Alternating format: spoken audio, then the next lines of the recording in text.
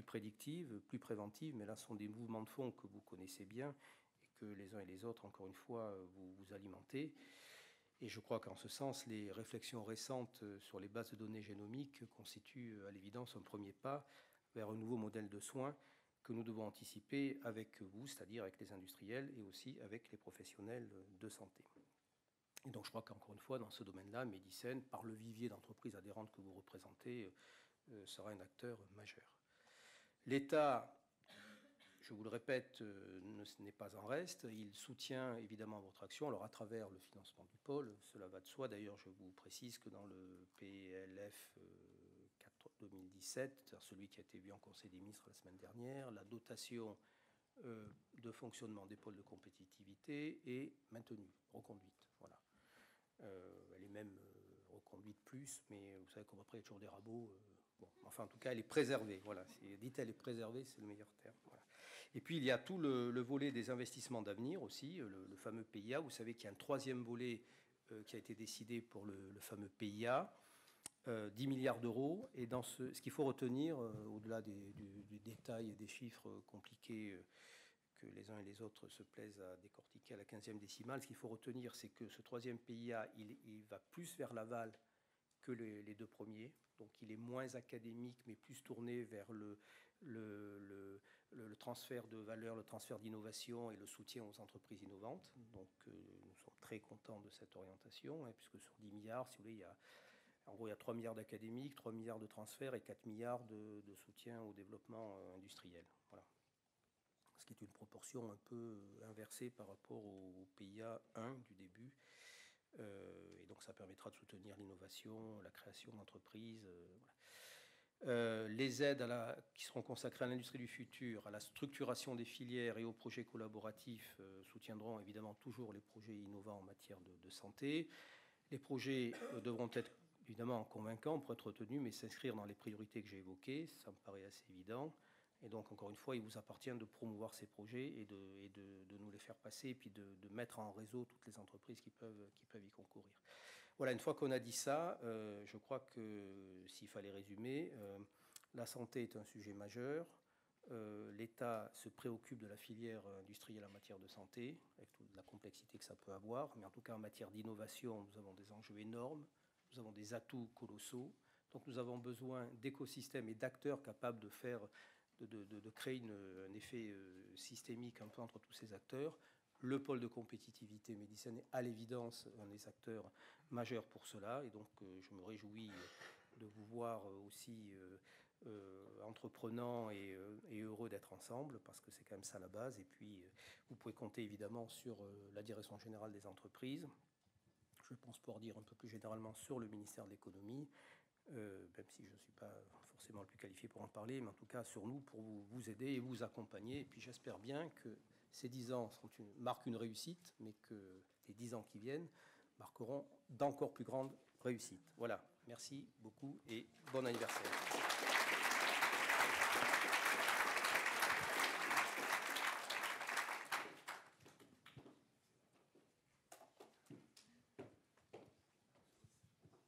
Merci, monsieur le directeur général. Merci au ministère de l'économie pour son soutien. Ça nous est extrêmement précieux.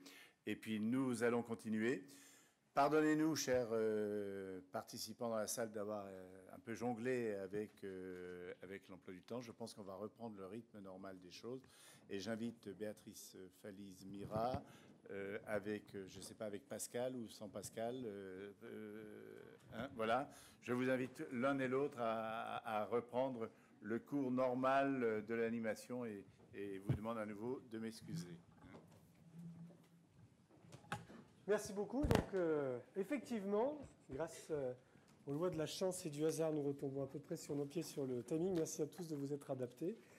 Béatrice, peut-être quelques mots pour introduire la deuxième grande partie de cette journée qui commence à peu près à l'heure prévue, plutôt en deuxième partie de l'après-midi, avant une pause qui est prévue d'ici une grosse demi-heure. On a déjà eu un premier aperçu grâce à Mathias Fink qui s'est parfaitement adapté et malgré quelques problèmes de mise au point et de myopie.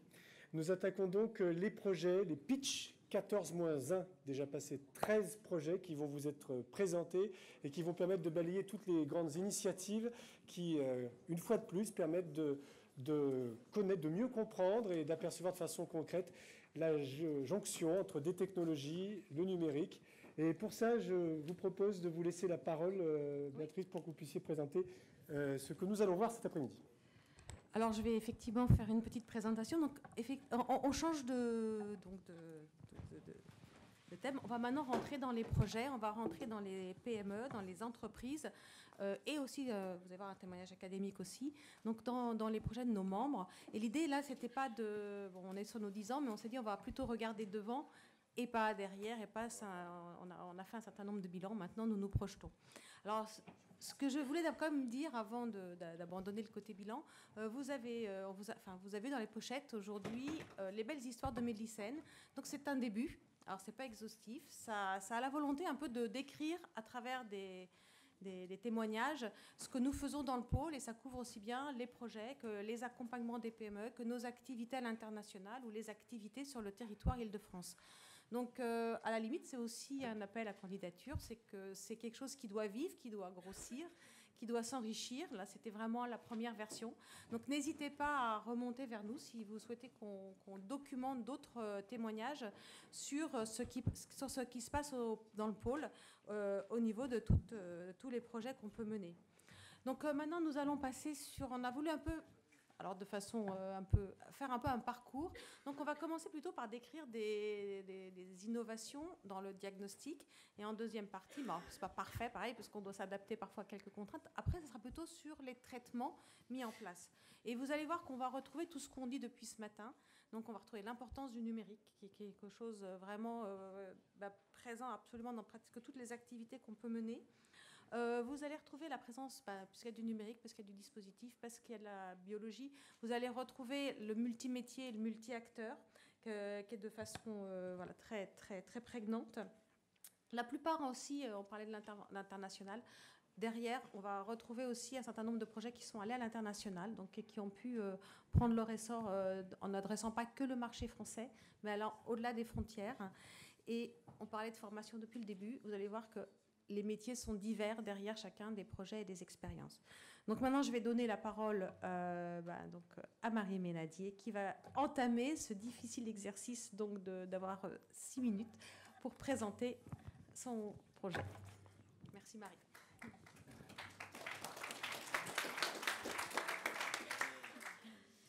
Merci Béatrice, merci à tous et à toutes. Donc, première d'une série de 13, j'ai un peu de chance parce que votre cerveau est encore frais au bout de 13 innovations. Surtout que ce que nous a raconté Mathias, vous aurez peut-être plus de mal.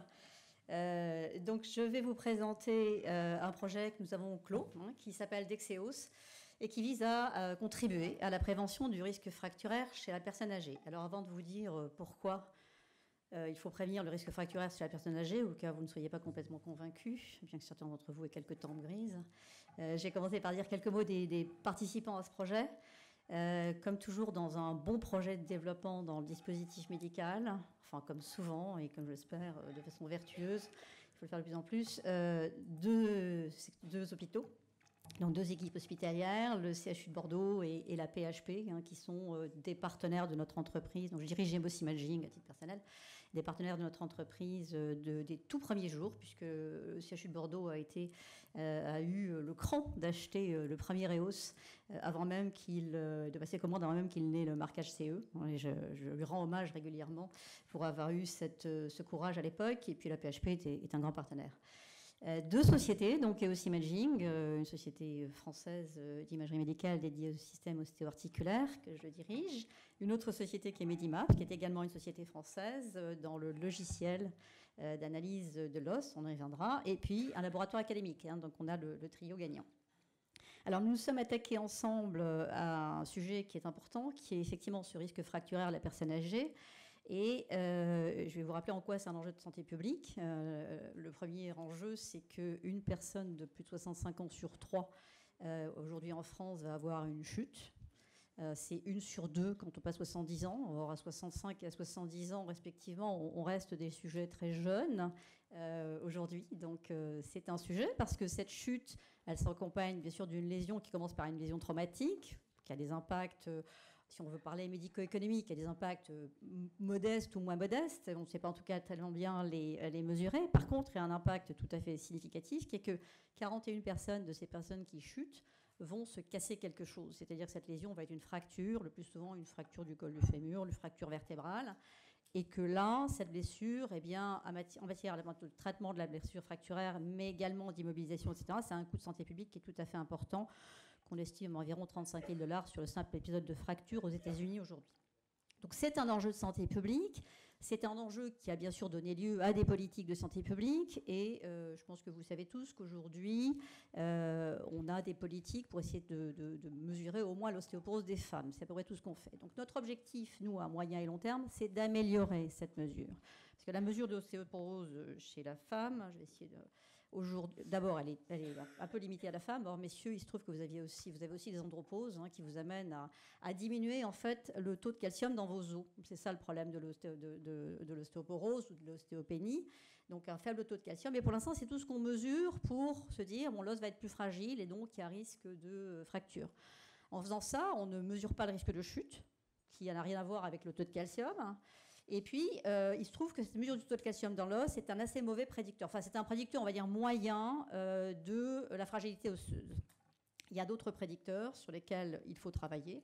Et c'est ce à quoi on s'est attelé en associant à la mesure chimique de calcium dans l'os une mesure de microarchitecture qui est est-ce que ce calcium est bien réparti, est-ce que j'ai une belle cathédrale trabéculaire à l'intérieur de l'os bien solide, ou est-ce que j'ai des gros trous et donc des fragilités. Donc ça, c'est une analyse microarchitecturale de l'os.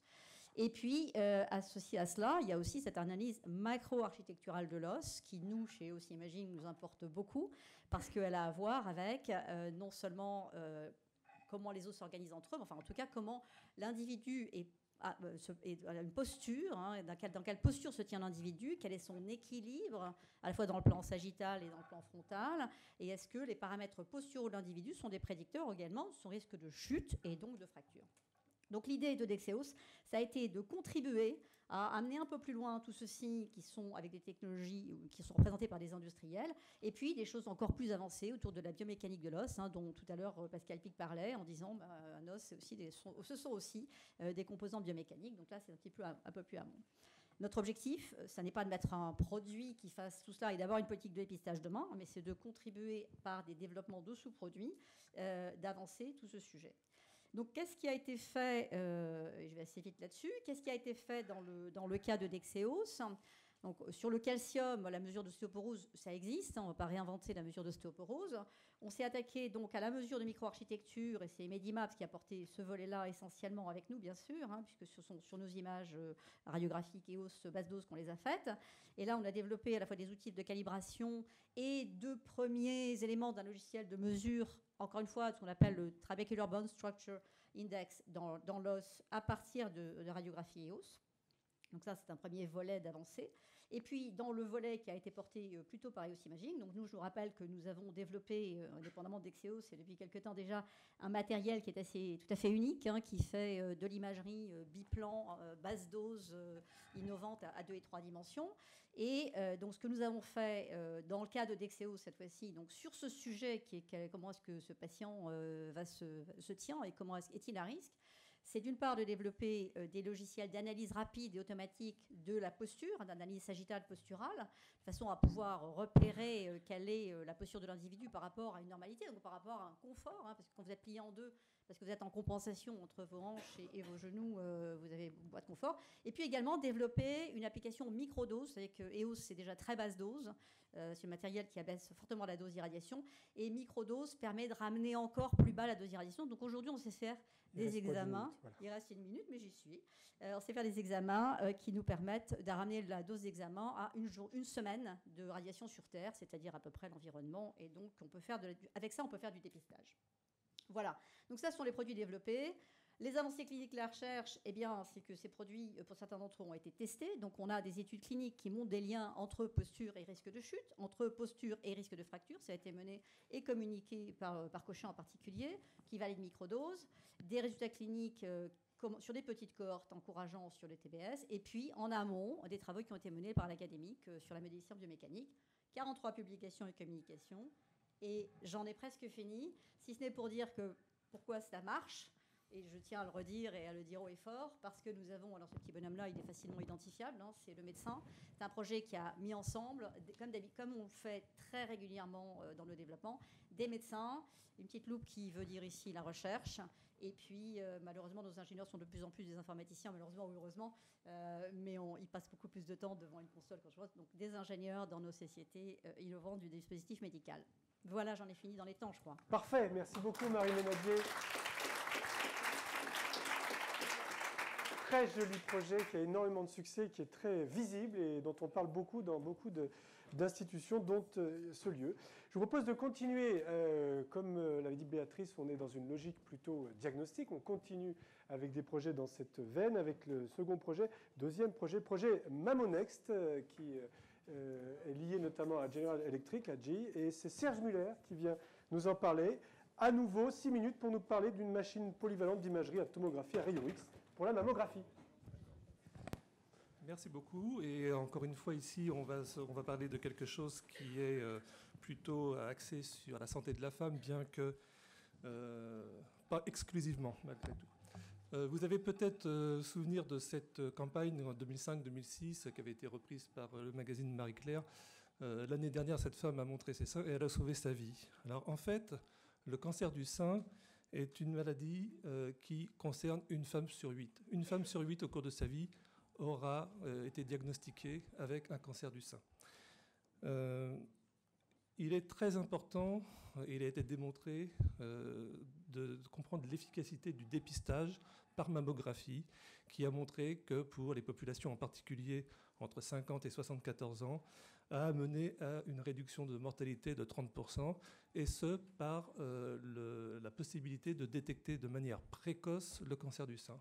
Lorsque ce cancer est détecté de façon précoce, eh bien, le taux de guérison est tout à fait impressionnant, ce qui n'est pas le cas pour d'autres types de cancers, malheureusement.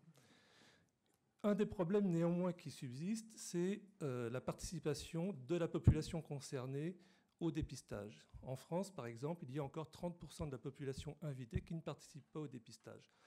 Et il y a de multiples raisons pour cela. Nous nous sommes concentrés essentiellement sur une des raisons, qui est la perception justifiée ou pas de l'inconfort, voire de la douleur associée à l'examen, et en particulier au positionnement et à la compression du sein.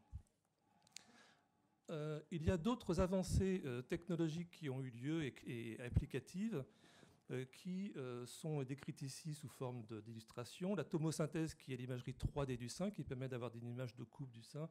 Et pour les experts sur l'image de droite dans la version tomosynthèse, vous voyez une lésion qui est très très facile à voir par rapport à l'image de gauche où on ne voit rien.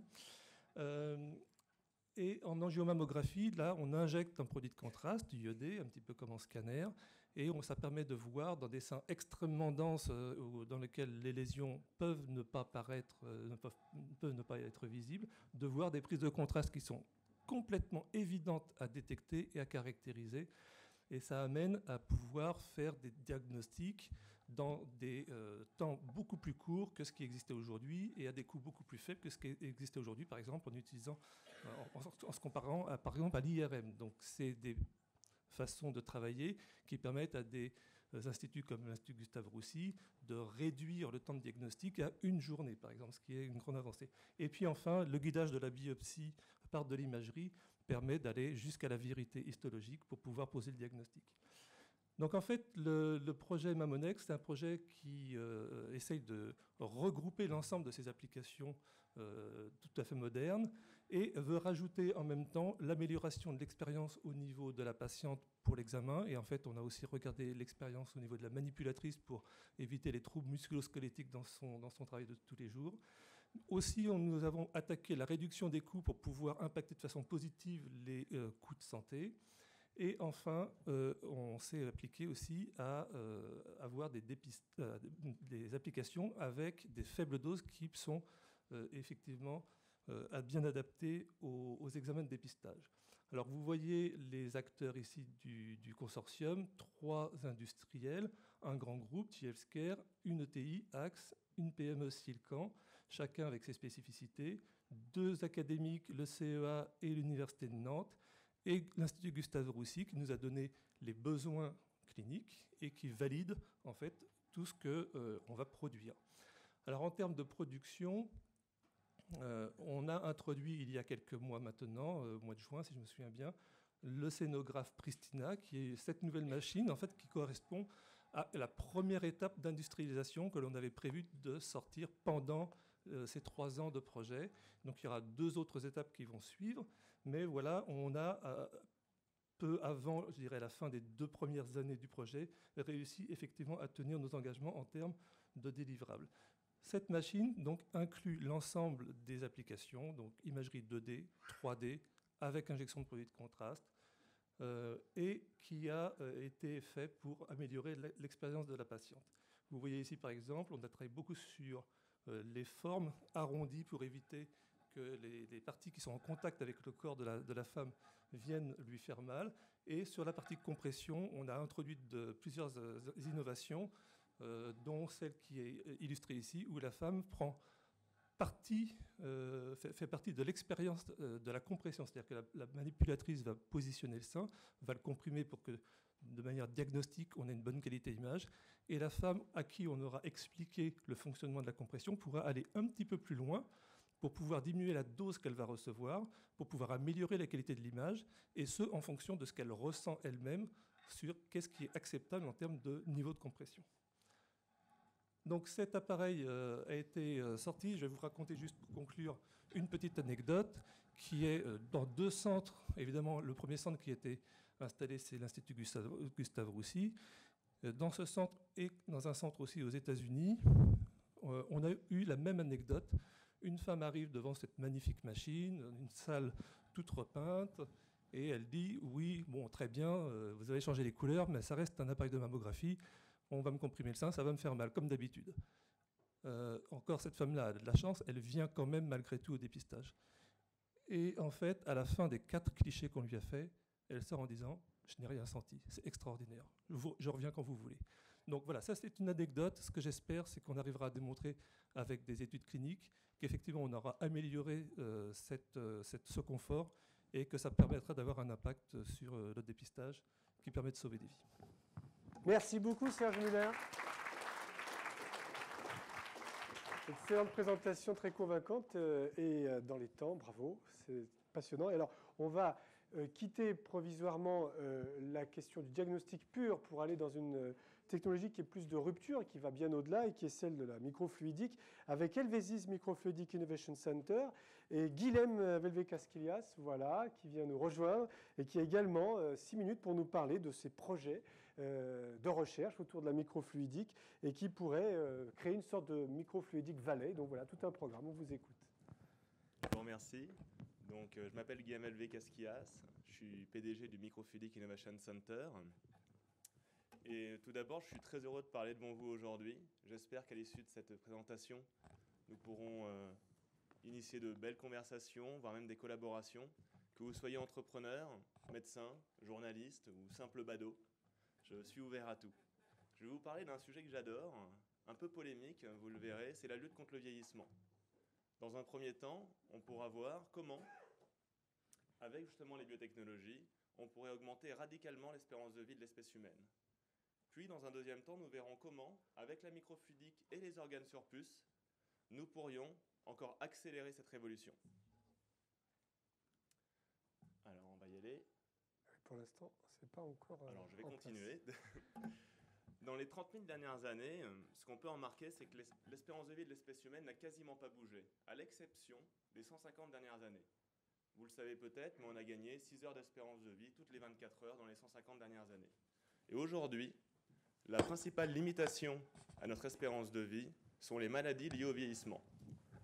Or, de manière générale, en simplifiant, le vieillissement est juste un programme génétique d'autodestruction qui démarre aux alentours de 20 ans et qui mène à une mort malheureuse et certaine une centaine d'années après, la longévité, 120 ans à peu près.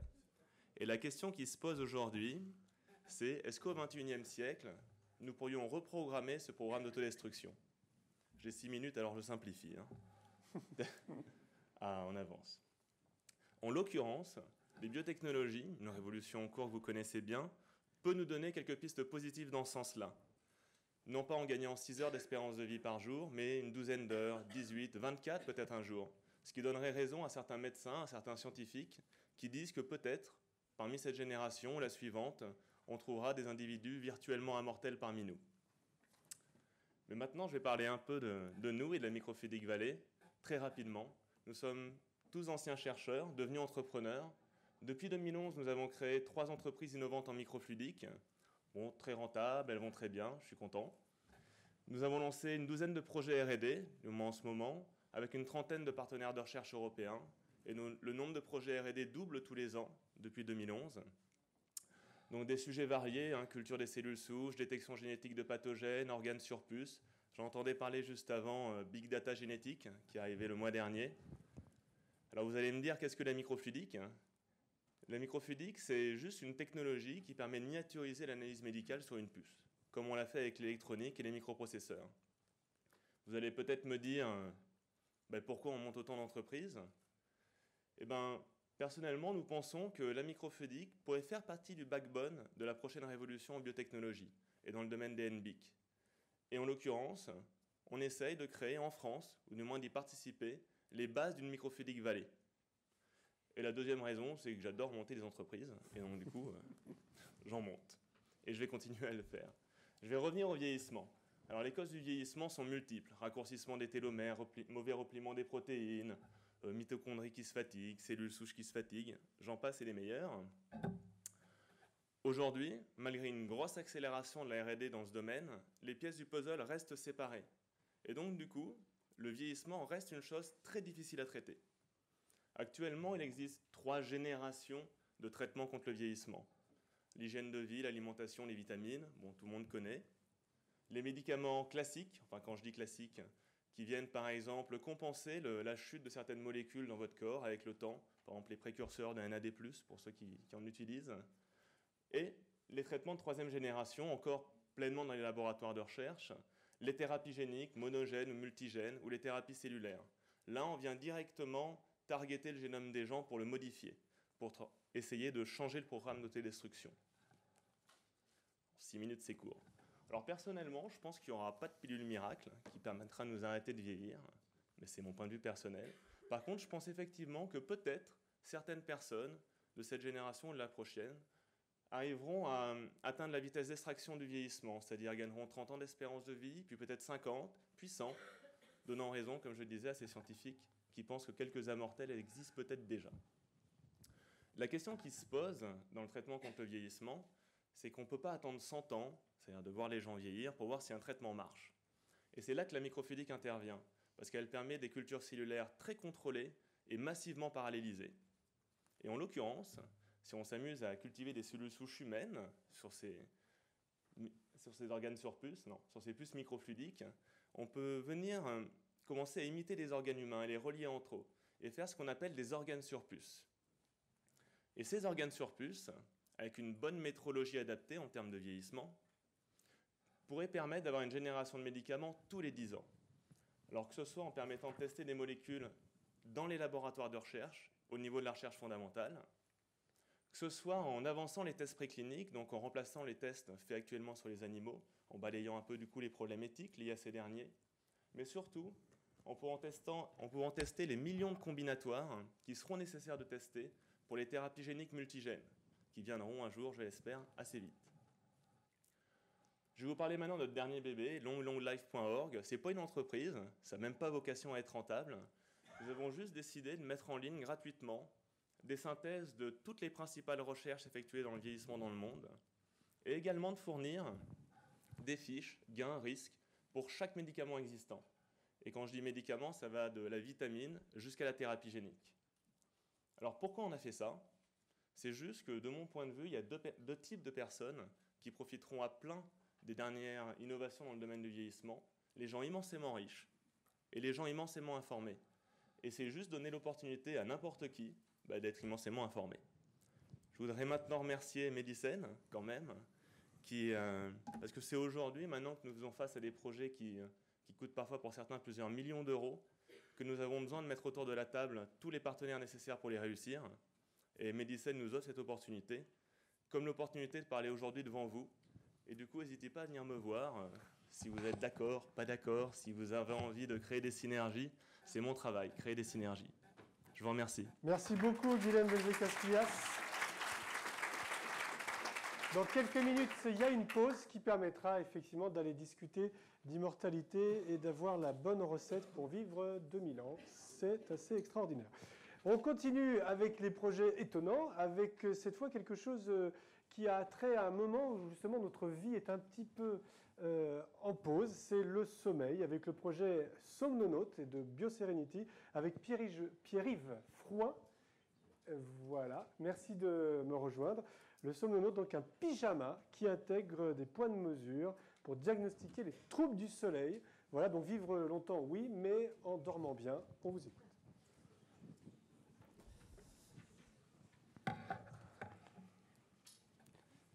Alors, bonjour à tous. Effectivement, nous, on est une start-up qui travaille dans le domaine du vêtement intelligent. Le vêtement intelligent en tant que dispositif médical. On va essayer d'enregistrer les gens, d'observer les gens, sans se limiter aux contraintes d'enregistrement traditionnelles qui sont liées aux équipements fixes dans les hôpitaux. Alors, elle est là, c'est ça. C'est ça. Oui.